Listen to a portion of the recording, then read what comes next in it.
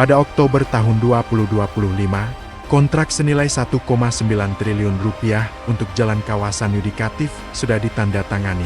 Kelima, investasi swasta per April tahun 2025 mencapai 62,08 triliun rupiah dari 42 perusahaan.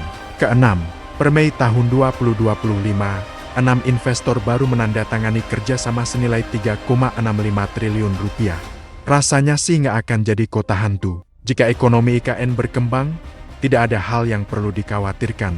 Purbaya Yudi Sadewa, Menteri Keuangan RI, klaim-klaim ini tidak bisa diabaikan begitu saja. Ada bukti nyata bahwa pembangunan, meski melambat, masih berjalan.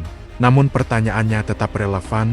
Apakah 48,8 triliun rupiah 2025 sampai 2028 cukup untuk membangun kota bagi 1,2 juta penduduk dalam waktu 3 tahun? Apakah 42 investor dengan total 62 triliun rupiah sudah sesuai skala proyek yang disebut akan menjadi kota dunia?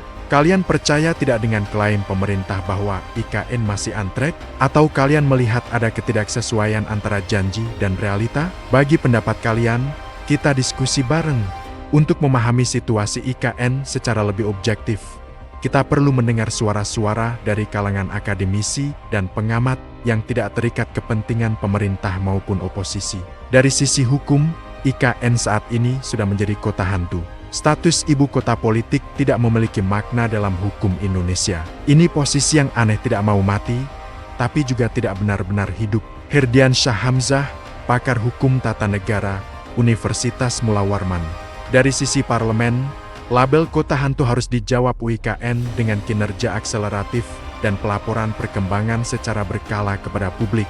Pemberitaan negatif dari media asing bisa merusak citra Indonesia dan menghambat masuknya investor asing. Muhammad Hozin, anggota Komisi Kedua DPR RI, PKB. Dari sisi lingkungan hidup, peneliti dari Walhi mengingatkan bahwa kerusakan ekologis akibat pembukaan hutan di Kalimantan tidak bisa dikompensasi hanya dengan janji-janji pembangunan. Deforestasi yang sudah terjadi adalah kenyataan permanen dan dampaknya akan dirasakan generasi mendatang. Dari sisi investasi, analis dari Tempo mengungkap bahwa investor dari negara maju memiliki standar ESG (Environmental, Social, and Governance) ketat yang tidak menghendaki deforestasi dan dampak sosial negatif. Ini menjadi hambatan nyata bagi UIKN dalam menarik modal asing berkualitas.